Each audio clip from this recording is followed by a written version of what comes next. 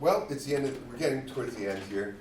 I'm slowing down, I have to even admit that. So, what I can say before I even start when I say I'm slowing down, I'm well prepared, and there's a lot of automated tests here, so things should work as expected. So this is about the schema.org blueprints module that I'm working on. It's the fastest, and I added in parentheses, cheapest way to build standardized content models in Drupal. I'll explain cheapest gradually as I go through. But an introduction to just who am I. My name is Rockowitz. I changed my moniker to I want to make your life easier by solving complex problems with simple, well thought out solutions. I hope that's what you take away from here. You can find me on Rockowitz on the web. And this is my bio in schema, and I thought that was a good introduction. And I highlighted this link that I go back and forth on whether I'm going to show it to people, but this is literally the first website I ever built, and I felt like it's a good treat at the end of your day to be like, here's the first website I ever built using front page. It has iframes, it has animated GIFs. It even, just because people know me as the web form maintainer, has the very first web form I ever built with no backend. This is all JavaScript that generates an email that you send. And I mean, to bring it back to schema, I do remember when I started out building this form, having to sit there and be like, what do I name these things? What's the structure? What's the fields? What's the properties? And that's why we can go back and talk about schema. I'm going to close this and get us started now. Okay, so yeah, you can play with that if you get bored. So the challenge I'm trying to address is we need to create, personalize, and distribute content that's consumable by multiple channels. Like that's where the web's going, that's where Drupal's going. And the approach is I want to explore implementing, and this is a big picture for myself, because I'm talking about schema, but explore implementing a next generation content management system that supports progressive decoupling, structured data, advanced content authoring, and omni-channel publishing. So trying to see what's the future here, and like push Drupal to where it get the best instance of Drupal available for people. And there are some concepts behind this solution that I'm exploring, and this is just the definition of a decoupled CMS from Wikipedia, and the thing I'm highlighting is what I added in content authoring. I just want to emphasize that, because everyone says you decouple and you create a content repository, and they forget that you have to have a way to author that content in that repository. And I think that is probably the most important thing the Drupal community needs to pay attention to if we want to stay relevant, is to make sure we do decoupling, we have to provide the best authoring experience possible. And frankly, when I see all these other headless CMSs coming out, SaaS providers, they're not. They're just kind of like, yeah, here you can enter your data, but they're not as flexible, addressing real scale for content. And I think you'll see that throughout this presentation. And now I'll get to the schema.org stuff. Schema.org is just, it's a standard. It's a collaborative community activity with a mission to create, maintain, and promote schemas for structured data on the internet, on web pages, in email messages, and beyond. I can show schema.org in a second. I want to throw out what the email messages are. When you get an email and it knows exactly what event you're about to go to, that's all schema underneath in the email's HTML. If it looks at you booked a hotel, that's all just metadata. It's better than metadata sitting in the background.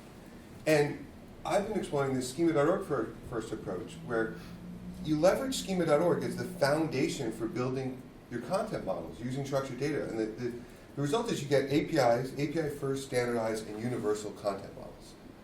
And the Blueprints module is just taking that schema.org first approach and bringing it into Drupal for building content models and structured data. And I just added a slide on some philosophical stuff that I kind of came around to in this module and over time. Standardization is just huge. It just helps maximize compatibility, interoperability, repeatability, and quality. And composition, you'll see this when I show you the list of modules, is we need to break our applications down into smaller, more manageable components. That's the big thing with decoupling. Let the front-end people do their job, let the back-end people do their job. In Drupal, we can build really small modules that do specific things. And this is just a thing of like, you want to provide reasonable default configuration, but allow everything to be customizable, because you just don't know what people are going to need to do. And things are getting more complex, and automation, I mean, Dries brought it up, and we're seeing that with the upgrade to Drupal 10. Automation is key here. As things get more complex, we need to automate some tasks and make them simpler, easier to maintain. And so in this project, I decided to do the presentation off with just goals. And before I even show the goals, I just want to emphasize this visual concept that this schema.org is the foundation that you're building your website on. And what's great is, if you know what the foundation is, you can do kind of amazing things, because you have a map, a structure. And this example I'm just showing, you're going to add your SEO, which is JSON-LD, which is linked data, your APIs, you might want to decouple with Next.js, and ultimately you're creating like a house, a building, a user experience. And with these goals, the primary with schema.org is it's structured data, which does lead to great APIs, and we always get concerned about SEO, and I think that schema.org is kind of tightly coupled with SEO. That information is what search engines use to rank results or display.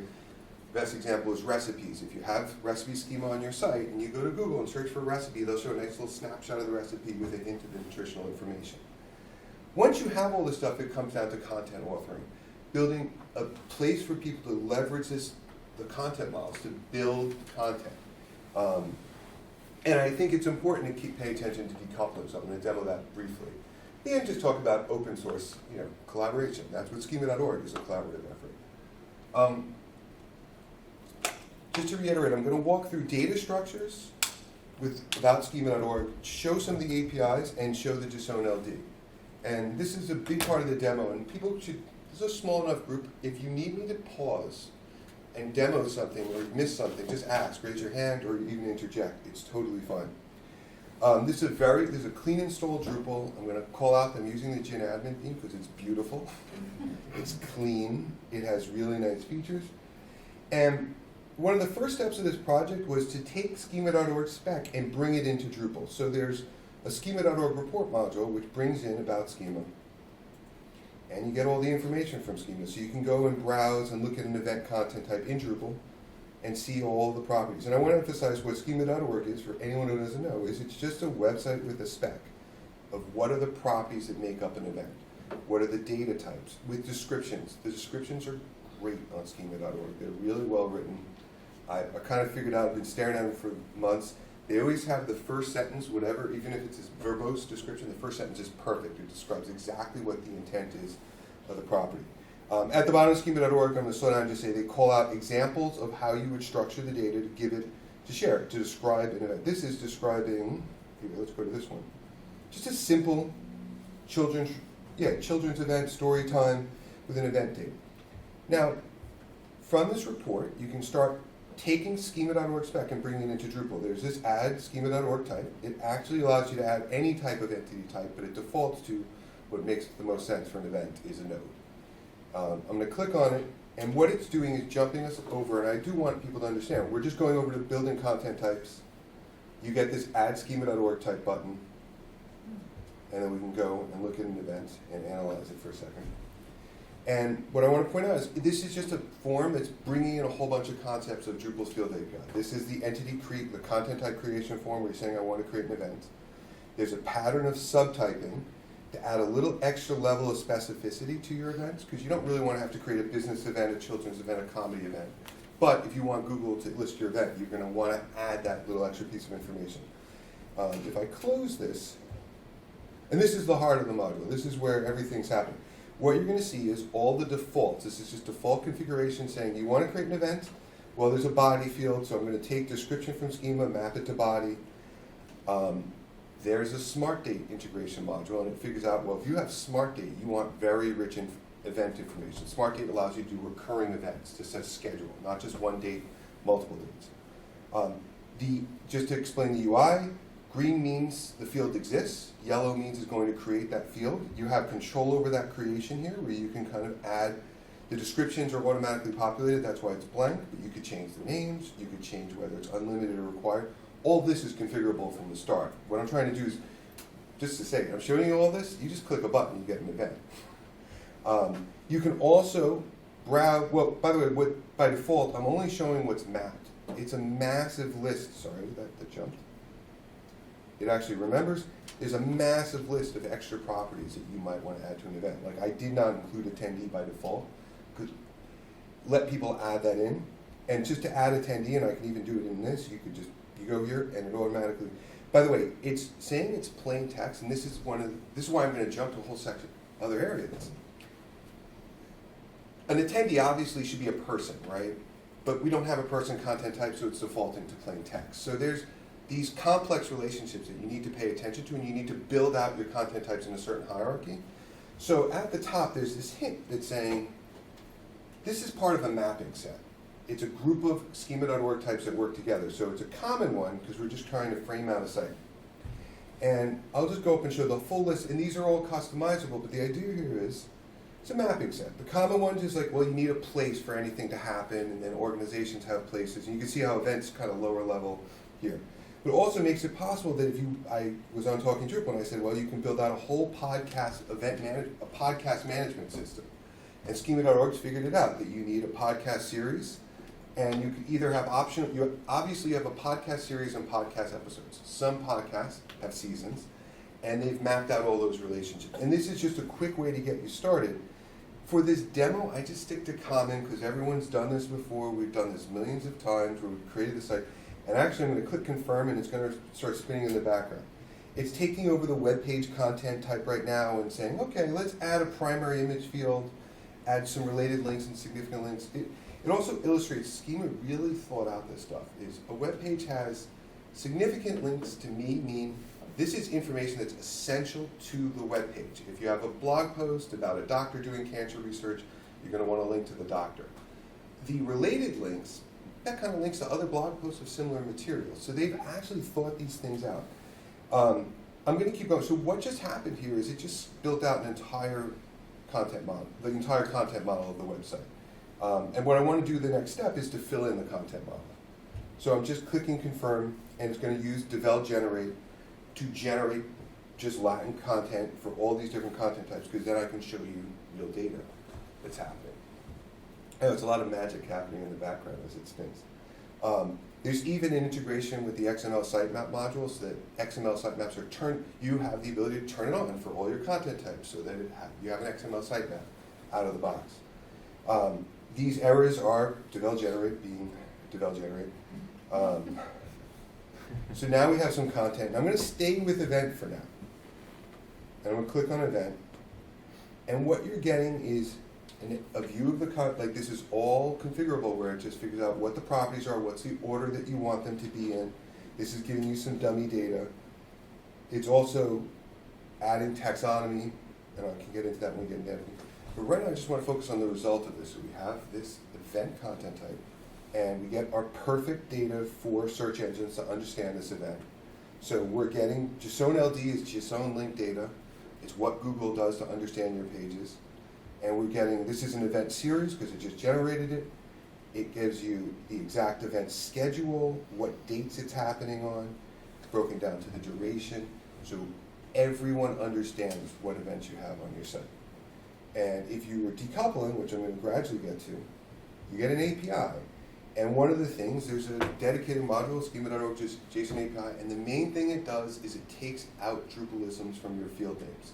So, of course, the fields, in this system, out of the box, it defaults to prefixing fields with schema underscore to distinguish what your schema data is from your field data. You can change that. But here, you're going to get just event underscore schedule. So and you get API documentation that pulls the description in from schema.org. So let's keep going.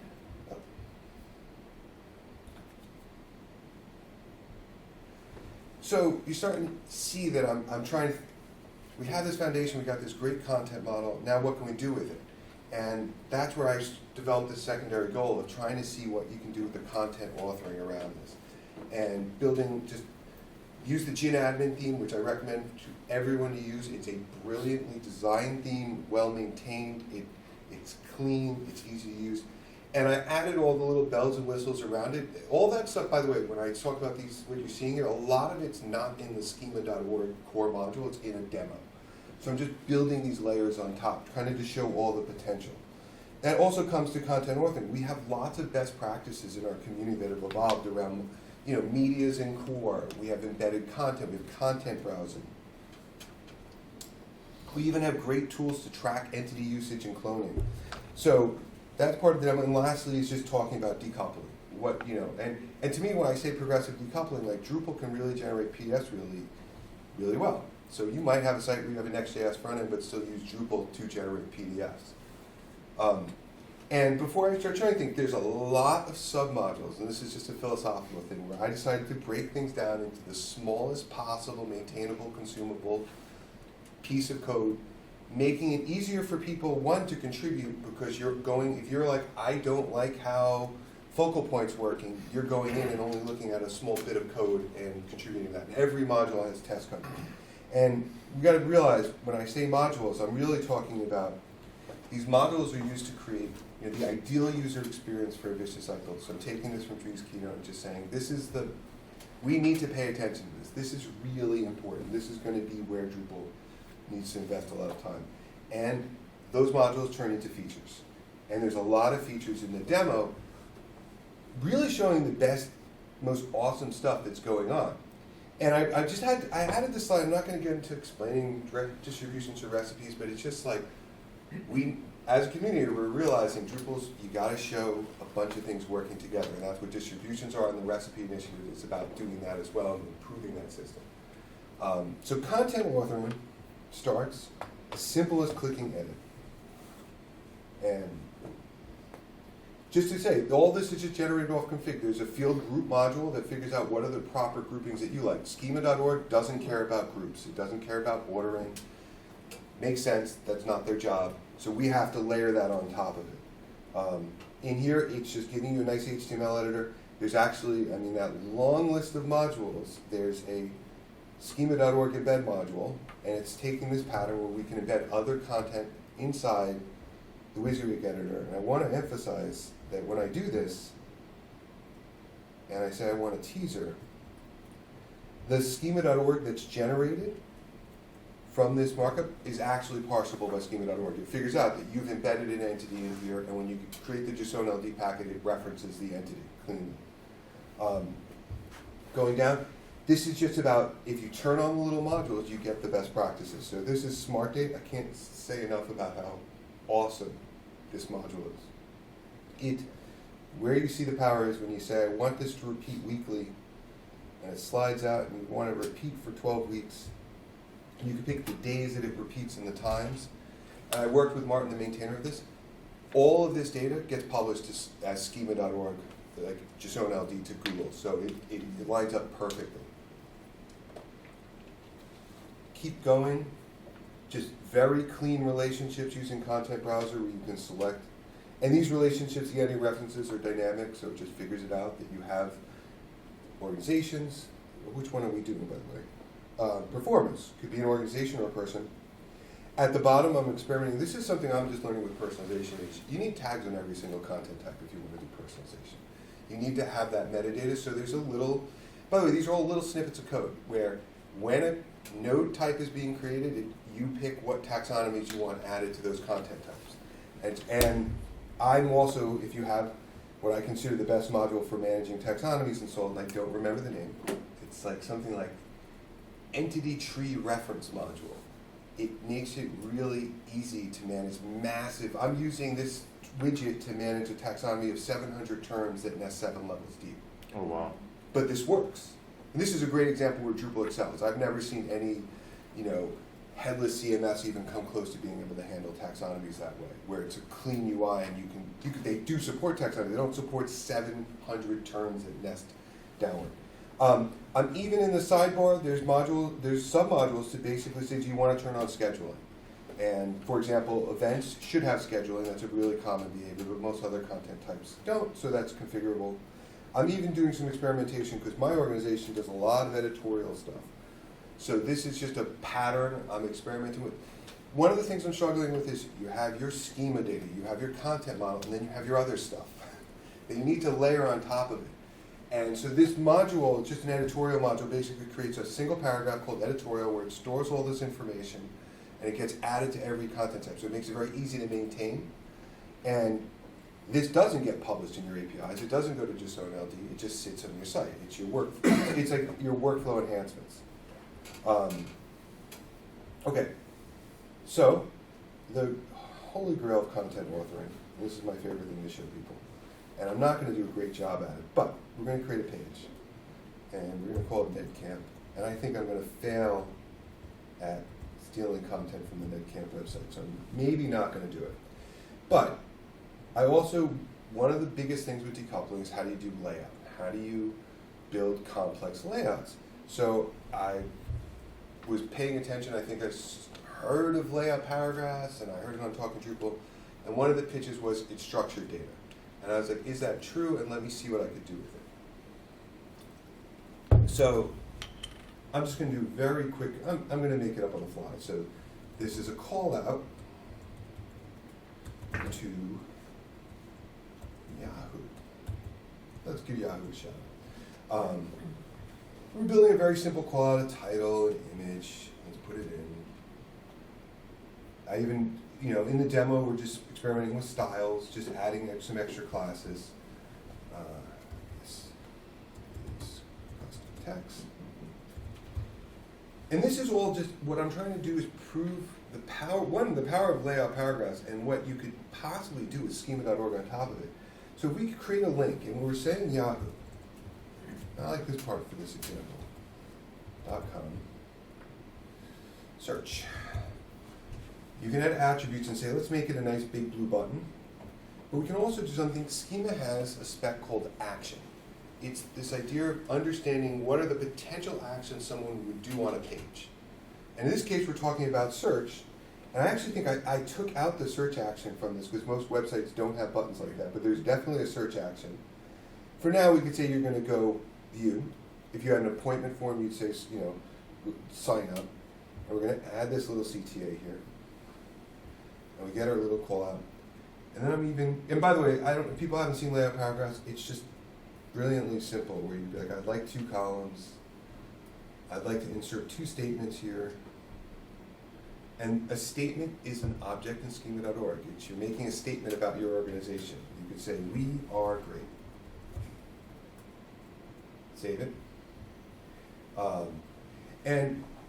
Just a quick, this is all in the, you install the layout paragraphs, and it sets up some starter paragraphs for you to just experiment with. The linked lists, you can create nice lists that go out to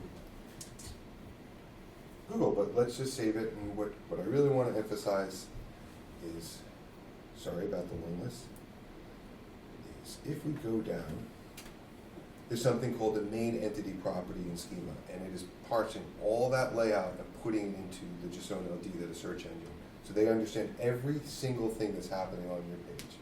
And I think there's a lot of potential here for people to build this out and make sure that all our data is understandable. Lastly, in the demo, is I just want to talk about decoupling. I think people are scared of it, and I'm realizing it's not that big of a deal as long as you have the right tools. So in this demo, I'm demoing Next.js, and there's a little preview of this event content type being generated by Next. So I have a little node server running, and just taking that data. It's a live preview of the Next.js module. And we scroll down, and I haven't set up the event schedule, so you're just getting raw JSON LD. But all this React code, this is just an experiment just to talk about automation is. There's a React component generator, because I understand the data. We have a display mode in Drupal, so we have an idea of what the order of these fields, whether someone wants the title, and it just generates some sample React code that your front-end devs can just cut and paste into their Next.js app. And there's even a drush command to dump all of them. So if you've got dozens and dozens of entity types, it'll just generate basically a starter templates from them. I'm going to keep going. Any questions? I'm just going to overload you with information. I think, and so Drupal, we got to just say, this is what I'm demoing is leveraging the best in class and open tools. I mean, I've just built the foundation up, but schema.org is an open standard. That UI, it's all our code that we're working on. I think it's just important to, this code is very, very extendable. But one of the reasons I did all these submodules was it tested the APIs, because I was like, I need to add this feature. I'm not going to dump it into the core module. I'm going to figure out how to isolate it into its own dedicated module with its own API, and made sure that the APIs were clean and they worked as expected. And I think that also just leads to, you got to have a lot of test coverage and command. Everything you saw me do is you could do in a command line. interface. And something I didn't emphasize about those mapping sets, my vision, and I haven't launched the site with this, is you'd be able to have, like, here's what we expect the content model to look like. I want to show a feature because it kind of illustrates that.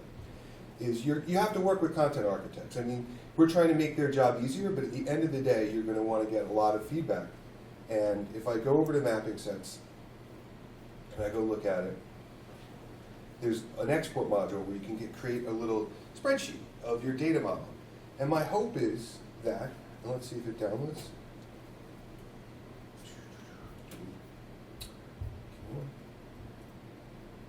There we go. Open. You get all this data, so your content architects can kind of look at it and give you feedback.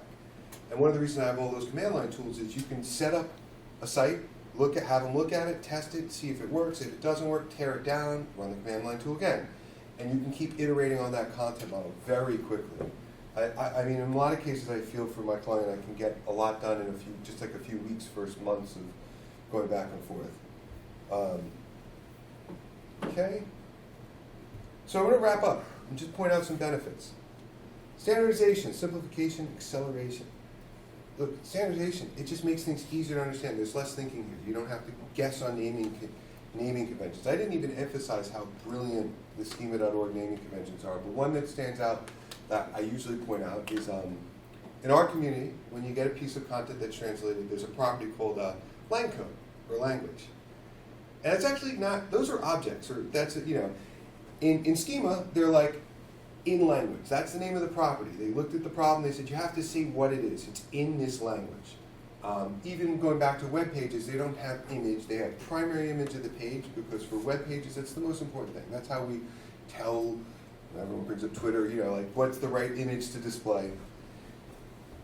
So yeah, what I'm seeing is it's just like leveraging schema as an open establishment makes it just easy to create a content and information architecture that's simple, and your API consumers understand it. I want to emphasize that. The API is schema.org. No one has to guess what you're doing, and search engines understand it. And simplification, this just leads to, it makes it a lot faster it just simplifies the process of figuring out your information architecture. You get to figure out what's special about your organization. You're not reinventing the wheel.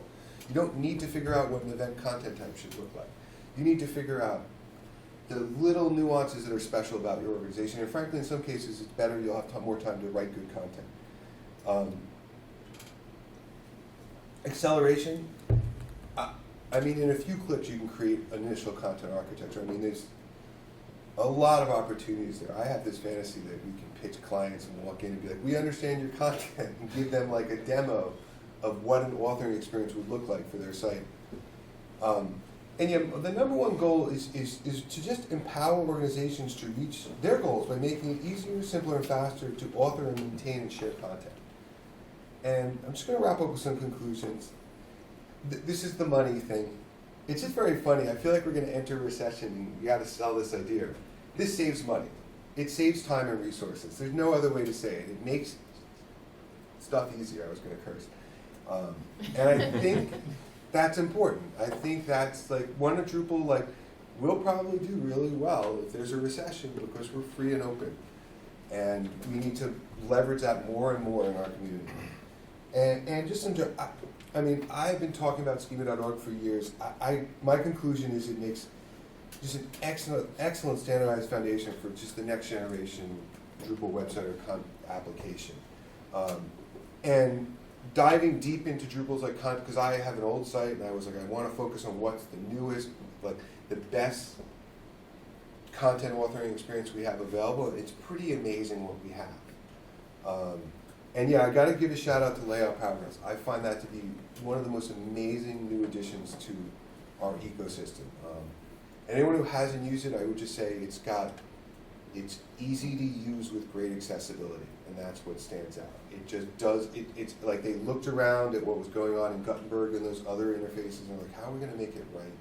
And they nailed it. And on top of the schema stuff, just the JSON LD that's getting generated and the API stuff, it really just shows, we're taking schema, we're building on top of it.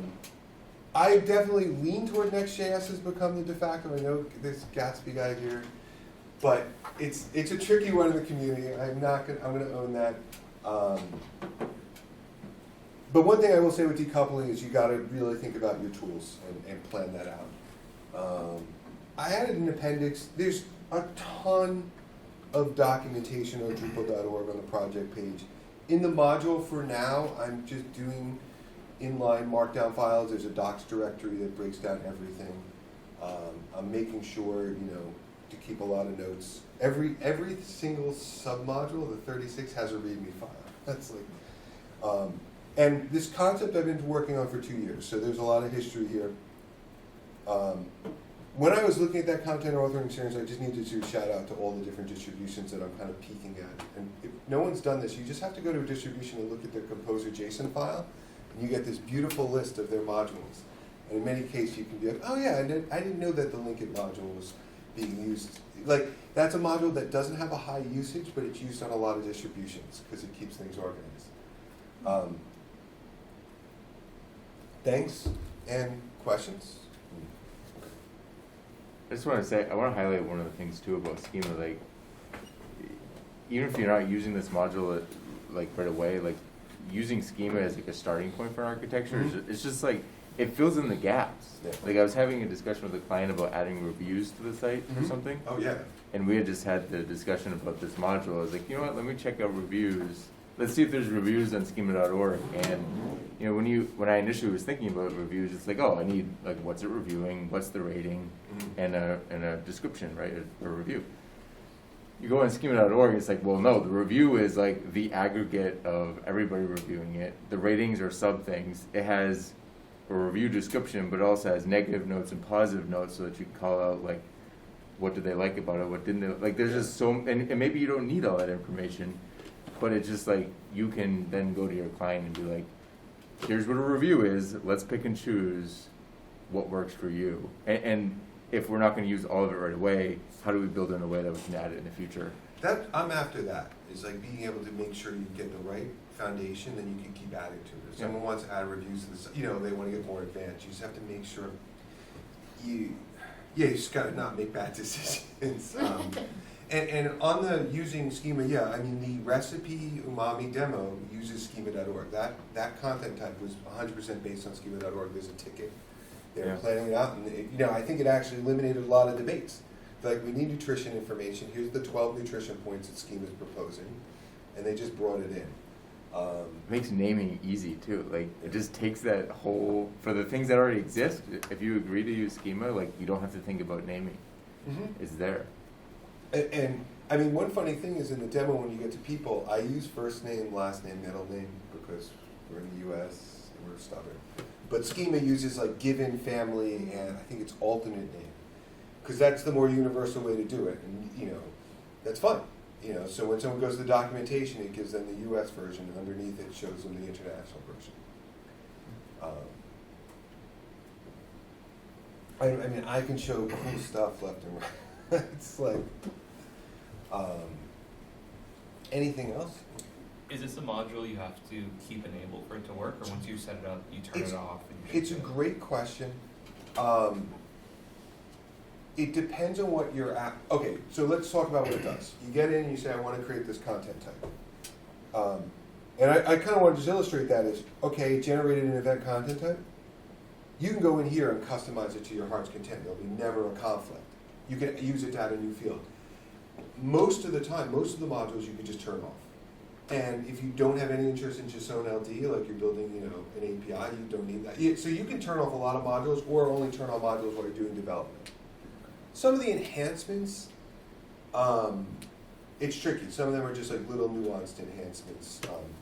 But one thing about all those submodules is the idea is to give you that flexibility to reduce the footprint of the module. Like the preview is a dedicated module. If you don't want the preview code, just turn off the module.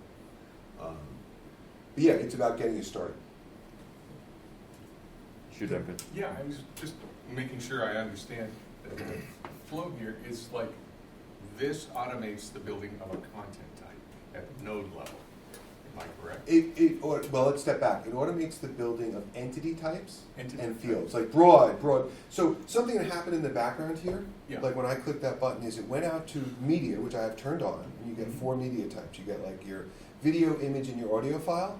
And I mean, I can just show you. It went out and mapped those. They didn't change anything about media, Yeah. but it went in, and if I go to image and I go to fields,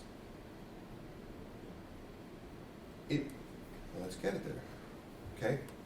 By the way, that's why there's these features here, because you get overwhelmed. So if I hit, so it took all the existing properties in media, the image, and mapped it to schema so that we know exactly what images are. So it's taking over your whole entity system. Like, not taking over, but it's about bringing all these relationships together. And once this is mapped, then when you go create content types with an image, it's like, oh, they don't want an image field, they want a media-image relationship. Well, does it work with blocks? Yes. I'm not heavily doing it, but if I think it's, let me see. Go to block, custom block library. You have to configure it, Okay. and it's actually as simple as, give me 1 second. It's kind of fun to do something I'd never do. It's called a mapping type. So these are the mapping types that it's shipping with. Oh, there's a custom block mapping type. Block types. Oh, I was in the wrong place.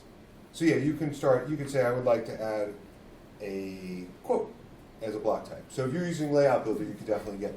One thing I struggled with Layout Builder is it's like, layout paragraphs is like really simple to understand. Here's a list, here's the mapping, you can generate your schema. With Layout Builder, it gets a lot more squirrely. I haven't even tried to go down that rabbit hole. But I think it's worth people exploring, and there's a lot of starter code for that. So basically, I figured out what the entity types are to do layout. You know, like you want quotes, you want the statement is. I loved when I found that, because that's like everyone has that, like little strings of text on their layouts, and like to give it not just say text and say it's a statement is great.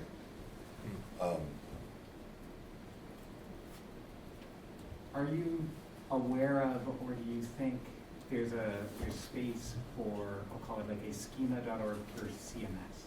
Like, in this case, we've taken Drupal, which itself in core knows nothing Yeah. about schema.org. But I could imagine that you could make that your base requirement for building a CMS, right? Yes.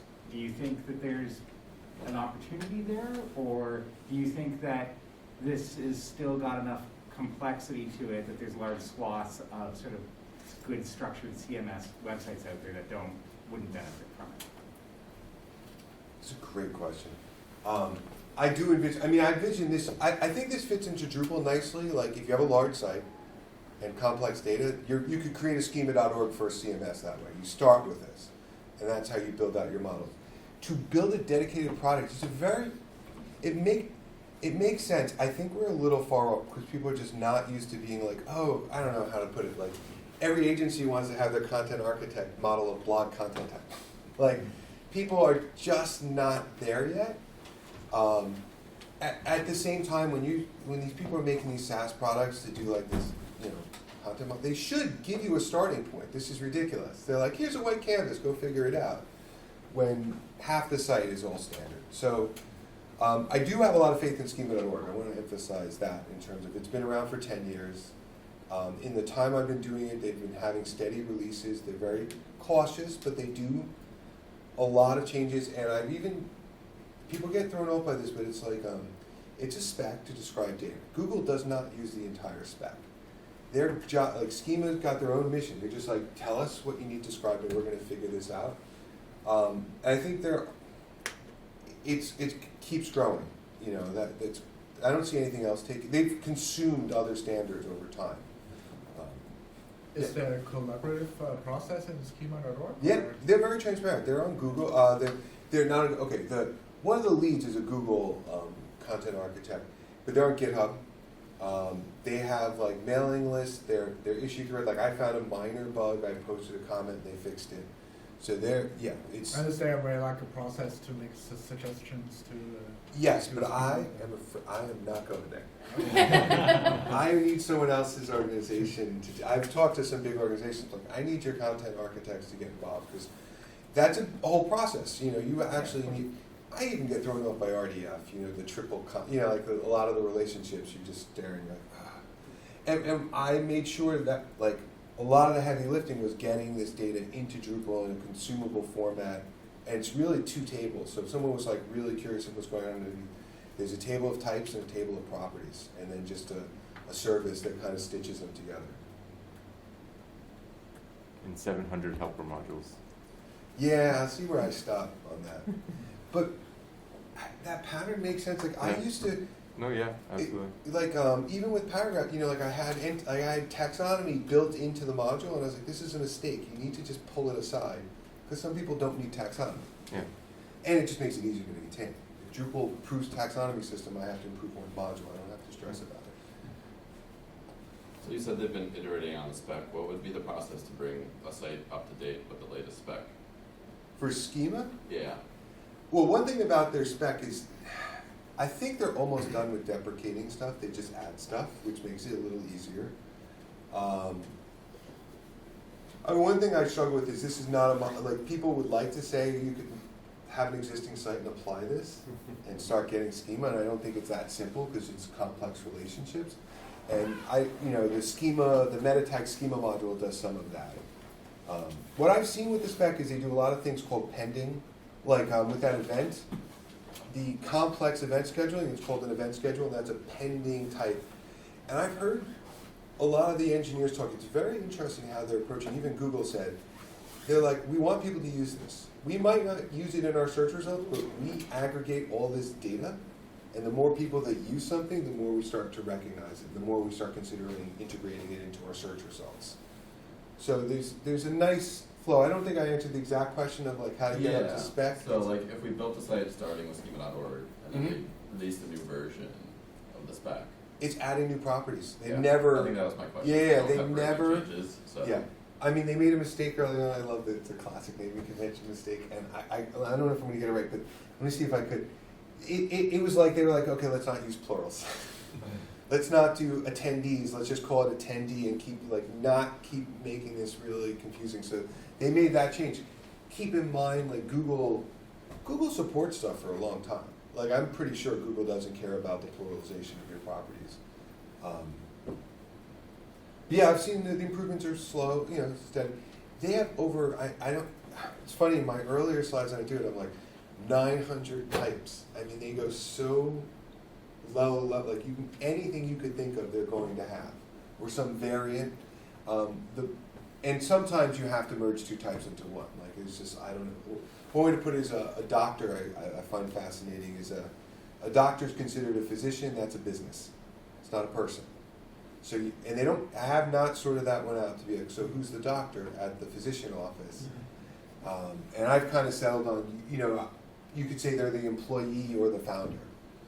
But then when you get to your doctor page, you're going to have two content types, two schema.org types on that page. You're going to talk about the person and the business that they're associated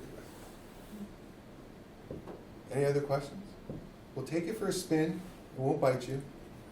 It's a, you know, I want to get it working on Simply Test Me, but I feel like there's no stable release yet. I'm waiting. There's no way even alpha, because I keep having to adjust APIs, and I'm kind of waiting for some organization to start using it and commit to building a site with it. With that said, not to make it very clear to scare no one off, especially developers, is essentially what's holding this together when you get that JSON LD is one single file that's a mapping of your Drupal field to your schema.org field, and that's it. It looks exactly the same as the RDF mapping in core, and that's all you actually have to maintain. Like if I was going to use this alpha version of the site, that's the one file you want to keep track of. Everything else, you're like, yeah, I could wipe out that config and re-import it. Okay. Well, thank you. I'm at time, so. This is very cool.